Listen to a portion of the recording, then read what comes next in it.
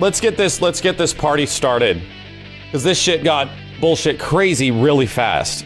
Guilty Gear and its mechanics were revealed. We saw them, we talked about them, we live reacted to them. Everyone had their initial impressions, and it was a variety. Similar to other fighting games that have gone through iterations where they sort of like tone back on certain things, Guilty Gear is now in a spot that is a little polarizing, and this was very similar to some other fighting games we've just talked about. Now Guilty Gear is toning down a lot of its mechanics. It's introducing a few new mechanics, some things that have not been in the series yet. But for a large majority of what is being introduced, and we're going to go over each one of these introductions and changes one by one, Guilty Gear 2020, whatever they end up calling it, is for and in large part a simpler version of Guilty Gear Xrd. So much so that it doesn't really seem, it doesn't really feel like a sequel. It feels like an adjustment, and it's a very big adjustment. Even you would think that a game like Guilty Gear, like Rev to Rev 2, you know, there are big adjustments. This one is like a lane change. You know, they're going down the same road. You're driving the same car, and that's a car full of Guilty Gear characters, but you're changing lanes all of a sudden. This is like the literal conversation we had with Mortal Kombat X going into Mortal Kombat 11. A kind of similar thing. So what I think we need to discuss is each individual change that's happening with the game, because there's a big trend that's happening with fighting games where the developers are making a game that is supposed to be a sequel. They're supposed to be a continuing, an evolution of the series, right?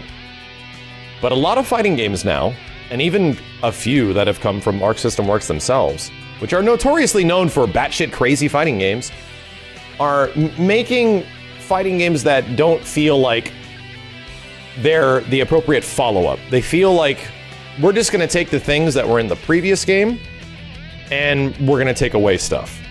We're going to actually make it easier to do some of this stuff. We're going to remove some of the options you have. And that's been the same case, like I said, with a lot of other fighting games that have come out over the past few years. The grounded neutral fighting games, right? So I really don't agree with that. I think there's a way, there are definitely ways, as devs would argue with you, that you can take a fighting game and evolve it and be like, yo, we can get brand new things into our game that are fun and creative and not be an identical copy of the previous game. Maybe things that are simpler, but just as dynamic. And I think that is actually fine. I have no issues if things are easier to do. To be completely honest, and I'm using this comparison just because I like both of these games to an extent.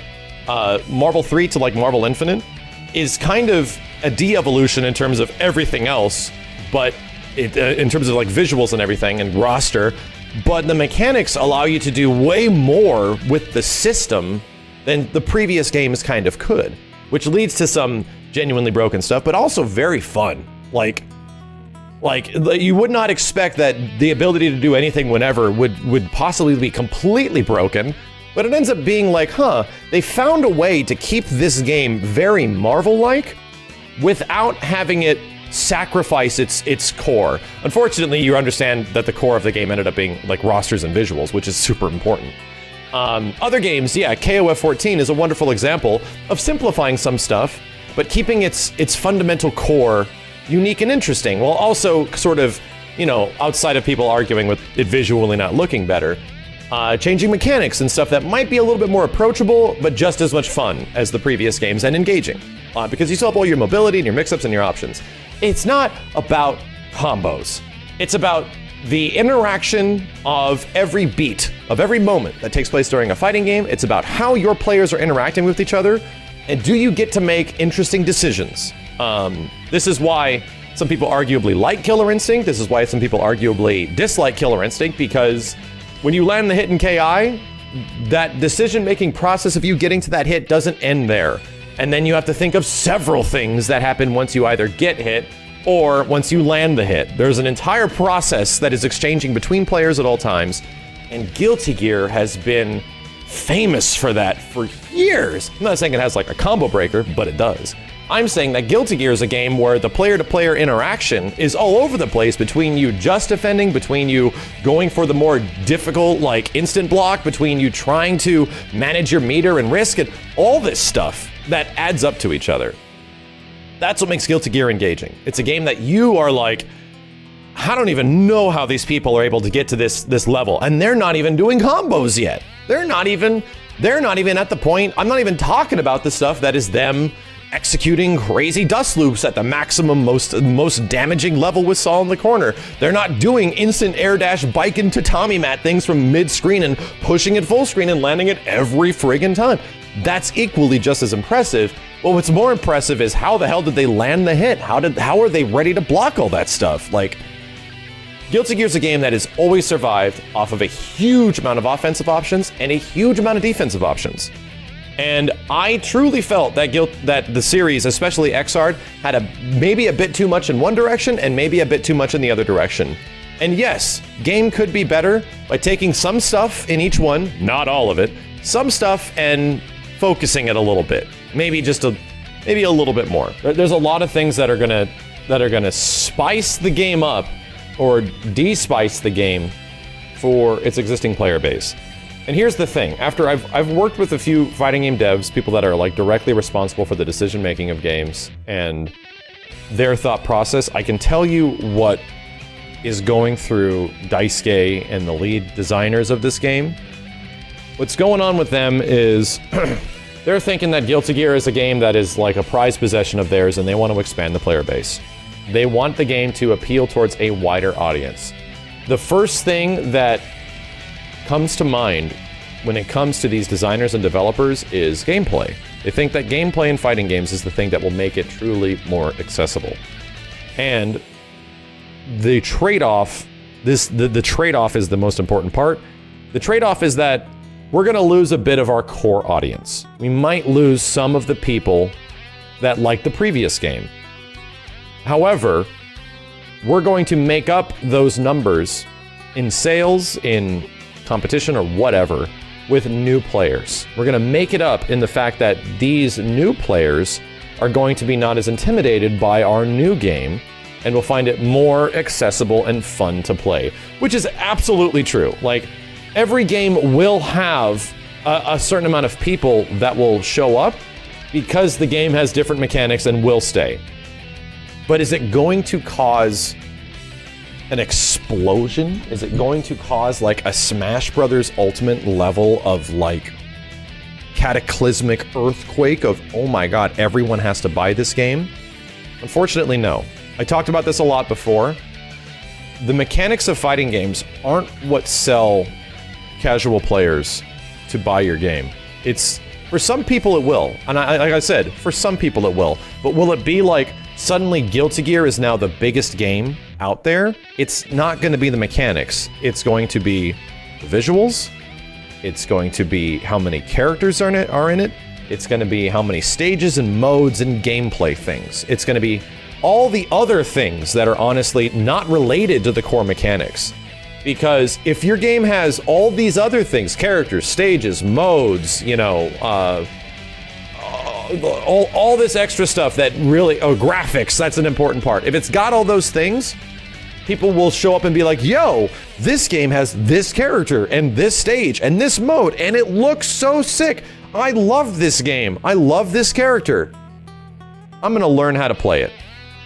Regardless of how difficult the game is to even play, if someone is committed, someone is committed. And they will figure shit out. They will find a way to figure out when they should be dead angling or blitz shielding, or how they should be using better advantage of their FD or RC or IB, like all this crazy shit that's in a game. If someone's motivated enough to stick with it for a long period of time, it really isn't going to be the mechanics that pull them in. It's going to be the roster. It's going to be all this other stuff. And unfortunately, a lot of fighting games seem to think it's the mechanics. That's what it is. It's really going to be, it's the fact that people just can't get good enough at our game. There's no history of this working, dude. Like, there's no Right? I mean, right, Zito says he's completely disagree. You love Guilty Gear's characters and tried for weeks to get into it, and the mechanics really pushed you out. You are absolutely right. You are one of the few that was like, oh, I like this game, but the mechanics aren't what's for me. But you are absolutely an exception. Like, this is not the way that a casual player base feels about games. Like, if you want to appeal towards people, you have to pull them in through other means, and then they will fall in love with your game once they're there. But to get people to invest, to get people to make that $60 purchase, you need other things than just telling them, my friend, I know you liked Guilty Gear, or I know you've never heard of this Guilty Gear game, but look at these characters. This game is very easy to play. Will you buy it? Making someone make that decision on something that's like an anime game is tough, and especially anime games, unless it's like, you know, Dragon Ball or a huge franchise. It's something where you're taking a big risk at alienating the already existing audience, at the people that love the way your games play, for the sake that you hope that you're going to get that guy. You're going to hope you're going to get that guy that was just like, not true. I disliked it because the mechanics were too rough. And to be completely honest, you're one of the few. You're one of the ones that they're going to get. But will it cause like a huge explosion that they kind of hope it will? I think it'll end up being a little bit better, right? Was Guilty Gear Xrd by large a much bigger game than the previous entries of the series? With like Guilty Gear Accent Core, Guilty Gear, like the previous ones, which had a ton of mechanics and a lot of characters? I would argue, yes, it is bigger now. More people seem to be playing Guilty Gear, but is it not gigantic? Is it not like the level of which they're going for? It's hard to say. Like, I don't think, if you look at like the amount of like copies this game sold, I remember hearing that Guilty Gear Revelator, I'm making a video on this, sold less than 90,000 units in the US. Less than 90,000 units, which is way less than even a game like KOF 14.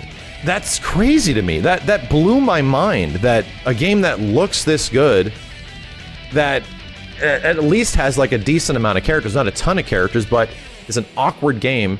It's not like the mechanics that are going to push that to even 250 or even 500,000. If Guilty Gear ended up selling like 500,000, that's huge, dude. That's actually fucking huge. So, I think for me personally, them taking certain mechanics of Guilty Gear is a good idea. I think there's a chance that they could hit what they're looking for. They could do what they're looking for. But for the most part, if you had a fighting game that came out that you truly loved, that you wanted to love, if it had good online, if it had proper tutorials to teach the player how to play it, if it had mechanics in the game that seemed difficult but the game was willing to teach you how to play it, then I think all the tools are there for someone to be invested. To me, one of the most alienating things for me personally with Guilty Gear was the online. I would practice for hours doing the things with the characters that was genuinely fun, and would always have to go back to Leo because Leo was the only character I can do the shit online with. And I'm not in a situation where I can only play people that are across the street with 4-frame delay. I'm online and I'm playing people around the world. I can't control how many people are going to show up, so I'm getting the large variety of connections that are available out there, and then the lobby disconnected. So that was the thing that stopped me from playing it all the time. That was fucking frustrating, man. Another similar issue is happening right now with Mortal Kombat 11, where a lot of people love the previous Mortal Kombats, the MK9, the MKXs, where the game was kind of crazy and kind of mechanically deep with a lot of stuff. Is it the perfect game? No. But the new game took a lot of things away, took characters away. It indeed simplified its game for the sake of maybe adding more people in that can get good at it. And absolutely people love that. Absolutely people are super down for not having to learn all this crazy new shit. And I don't blame them, because fighting games are fucking frustrating to learn sometimes. Like, I've been doing this shit for 25 years and I have to learn a new one every week, it feels like. So, I get it. I get it. But there's a lot of people that like the old game. They were willing to sacrifice the people that like the old game for the new game.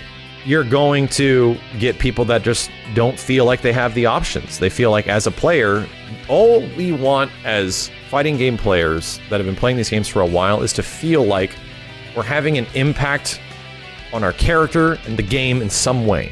That we are able to discover things, that there is an element, a mechanic that's built in for every character or something for an individual character that feels like we are making progress. Like we have figured this thing out. Somebody found something, I can apply it to this, maybe I can do that with it.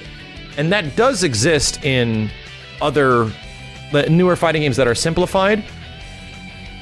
But I will aggressively say that in games like Street Fighter V, in games like Grand Blue, in games like Mortal Kombat 11, there is definitely a developer hand-holding where they're just like, you want to do that? No. We're just gonna... How about that's gonna cost 3 bars? How about you can no longer combo into that anymore? How about, can you even do low forward into special? No, no. In every other game, you could do that. It's the literal argument, and we're starting to call it the no fun allowed argument. I'm not a big fan of that. I think that's a perspective thing. Not everyone is going to have that perspective. But for people that have been playing Guilty Gear for the past 20 years, legacy players, perspective's a bitch. And to tell the players that loved Revelator, that loved Xrd, that loved Double X, Accent Core, all the previous games, that suddenly you're going to get the Guilty Gear you like, you're just going to be able to do way less. That's why we're getting a huge amount of people that are pissed off. That's why there's a lot of folks that are not happy with this one in Japan and in the US and anywhere. So the no fun allowed argument absolutely applies here. However, we haven't played it. It's kind of hard to make that judgment immediately until you play it. The nice thing about Guilty Gear 2020 is that it's taking off the basis of Guilty Gear Xrd. It seems like it has less stuff than Xrd, which it does. It adds very few new mechanics or very much gameplay affecting mechanics, and instead takes things from the previous game and is like, you can do that, now less. However, there's so much shit you can do in Xrd Rev 2, whatever, the latest version. There's so many mechanics and so many things that make that game nuanced that even if you cut that shit in half, you're still getting a fighting game that is going to be way crazier than the majority of fighting games out there. There will be still so much freedom to do stuff with the way the RC system works, with the way the mobility of every character. There is still plenty in the game to make for a crazy-ass fighting game. So, I think the verdict is still out whether or not this is going to be the game to piss everybody off. Whether or not classic Guilty Gear players are going to love it or hate it. But I definitely think the same thing happens in every fighting game that tries to make a big change to the next one. You're going to piss people off no matter what. And will their gamble and bringing in new players eventually work out? I hope so. And to be honest, I hope so if the game's super fun. If this game is a lot of fun, I don't need long combos in my fighting games to just be the thing that's going to be fun. I need the player-to-player interaction. I need the game to feel like it's crazy, and I got enough mechanics that can make... I have enough degenerate shit that every character can do that's obviously good.